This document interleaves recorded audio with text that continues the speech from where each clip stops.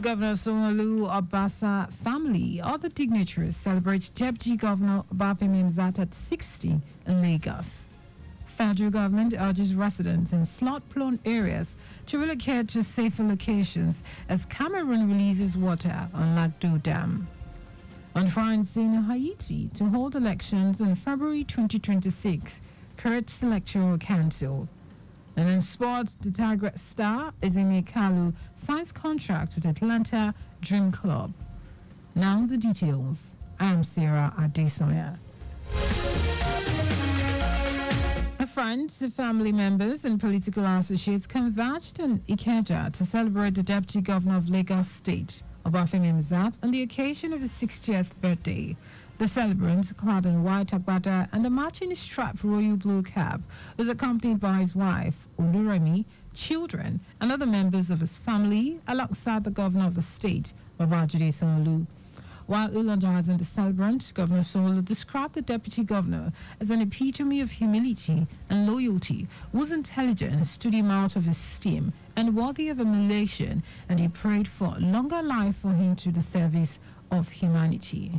I stand here to celebrate his life and to thank him for believing in my leadership, for agreeing, even when if he does not agree, he will agree. He can come back and disagree, but he will agree. For trusting in all of my leadership. And I want to say, and I've prayed for you, that which you're asking God for, quietly, knowingly, unknowingly, God Almighty that creates way for men. We look at one way, but God looks at several ways to make it happen for you. Speaking on how to train children on the fear of Allah, Amir Nadwad, Assembly Worldwide, Sheikh Abdurrahman Lawal, noted that parents should be the mirror for their children and they should instill in them the fear of Allah while inculcating good morals, values and disciplines from cradle so that when they are of age, they will not depart from the indelible footprint of their parents. Also in his exhortation, Pastor Femi Fasharo of KICC thanked God for the celebrant's achievement and urged him to refire, re-engage, and stretch more to achieve more as the state and nation needs more of its commitment and sacrifice for the benefit of all citizens, especially at the nation's crucial period of economic hardship. Our correspondent, Adiola Kimbili, reports that the event was attended by a wife of the Lagos State Governor, Ibijoke Sanwo-Olu, Deputy Governors of Ogun and Ekiti State, Speaker of the Lagos State House of Assembly, Mudashiru Obasa, Chief Judge of Lagos, Justice Kazeem Aluba, wife of former Minister of Works and Housing, Abimbola Fashola, and other political and business leaders, members of the diplomatic corps, amongst others. In his vote of thanks, the celebrant, Deputy Governor Obafemi Hamzat, thanked Governor Sanwo-Olu, family members, and all attendees for celebrating him. We are all known before Almighty Allah. I use that name to thank everybody. Mr. Governor, Mr. Obafemi Sanwo-Olu, I thank you for your dedication, for your brotherhood, for your tolerance, and for your dedication to this state. That was the celebrant, Obafemi Hamzat.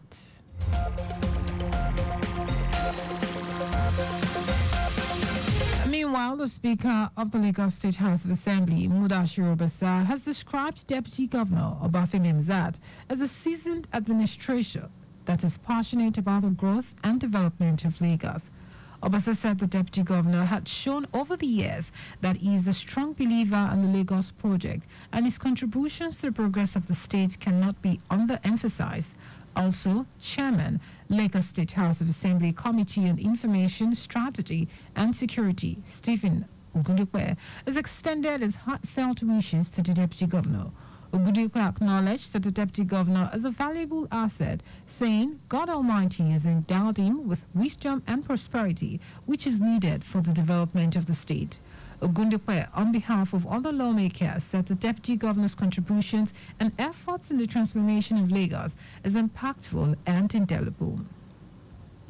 The Lagos Neighborhood Safety Agency, LNSA, has deployed drone technology and GPS tracking, among other innovative measures, to enhance its operations and solidify its contributions to the safety of lives and property in the state. General Manager of LNSA, Ifalade Oyeko, made the announcement during an interactive session with the media with the theme, The Role of Technology in Community Policing, Creating New Perspectives, at the Safety Arena Conference Hall, Bolade Ushudi. Oyeko explained that the technological measures are operational in all of the agency's units across the 5 divisions of Lagos.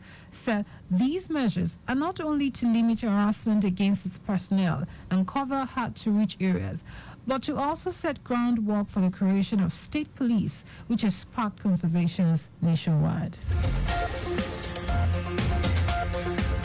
He hinted on the establishment of a marine unit to monitor and ensure safety in the creeks and riverine communities, while advocating the creation of a safety academy which will equip security personnel with the knowledge and skills to ensure community safety.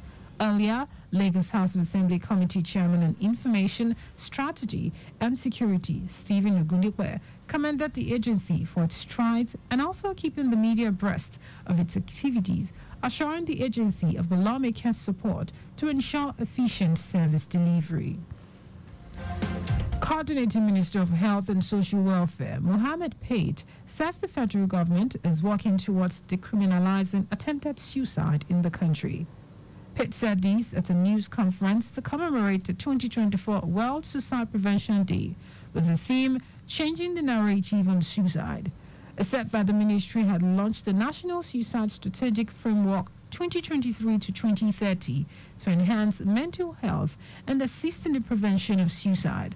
Pitt said suicide rates are particularly high among young people aged 15 to 29 years, making it the 4th leading cause of death in this age group in Africa, accounting for 40% of all suicide deaths. According to him, many suicides occur impulsively in moments of crisis, with a breakdown in the ability to cope with life stresses such as financial problems, relationship issues, breakups, chronic pain, illnesses, amongst others.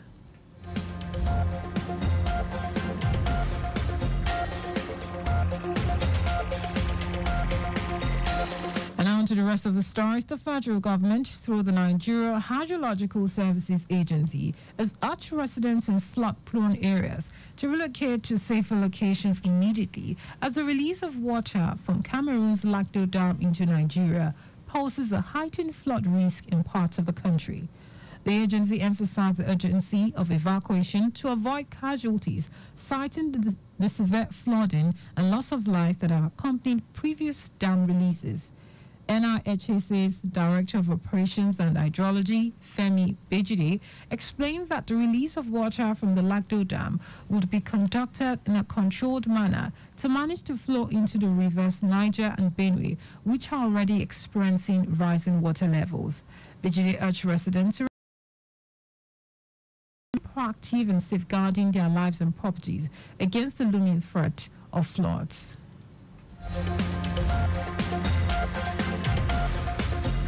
Ogun State Governor Dapo Abiodun has called for the establishment of a military forward operation base in the eastern part of the state to help curb criminal activities in that area. Abiodun made the call when he received the General Officer commanding H1 Division, Nigerian Army, Farouk Mujinyawa, who paid him a courtesy visit call in his office at Okemoson, Abeokuta. He noted that the high volume of commercial activities in the eastern part of the state also brings with it criminal activities, hence the need to beef up security in the region. Abiodun emphasized that security is vital for economic activities, adding that his administration could not implement his vision in a chaotic environment, even as he lauded the army for playing a critical role in the state security apparatus. Speaking earlier, General Manager Mujinyawa expressed appreciation to the governor for his constant support of the army, especially in the welfare of the wives of fallen heroes, annual army celebrations, and necessary logistics.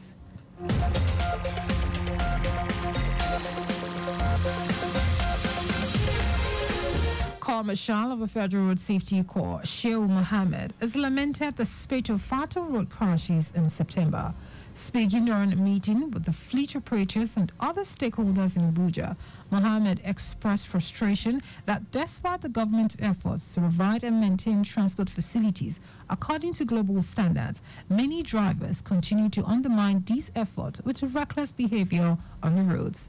It said while the government continues to do its best to provide and maintain transport facilities in accordance with global best practices, some road users, especially drivers, have continued to make a mockery of this concerted effort by exhibiting a high level of recklessness on the roads. Mohammed ordered commanding officers to ensure round-the-clock enforcement of traffic laws. He also said a special operation will be conducted to checkmate the incessant accident recorded across the country.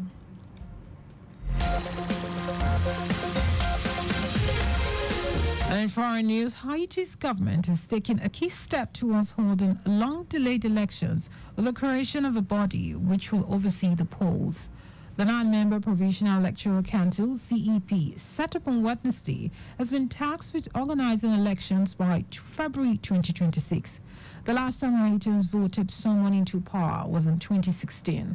Since then, armed gangs have seized control of almost the entire capital, Port-au-Prince, as well as large swaths of rural areas of Haiti. So far, 7 members of the Provisional Electoral Council have been named. Among them are representatives of the media, academia, trade unions, and religious groups. The creation of the CEP comes less than 2 weeks after a visit to Port-au-Prince by United States Secretary of State Anthony Blinken, who had urged Haiti's provisional government to move forward with the electoral process.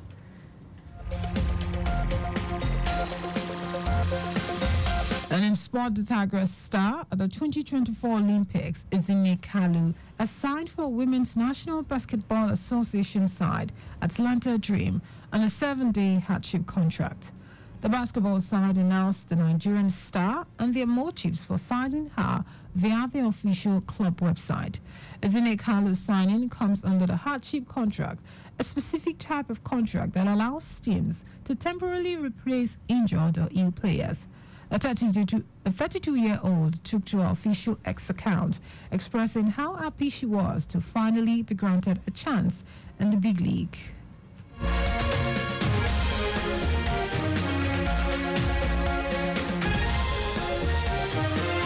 Just before we go, stop for pedestrians at zebra crossing. You can follow us and like all our various social media platforms. X, formerly Twitter, at Traffic Radio 961. Facebook, Lagos Traffic Radio 96.1 FM. Instagram, Lagos Traffic Radio 961. Subscribe and watch our news programs on YouTube, Traffic Radio 961. You can also visit our website, www.trafficradio961.ng.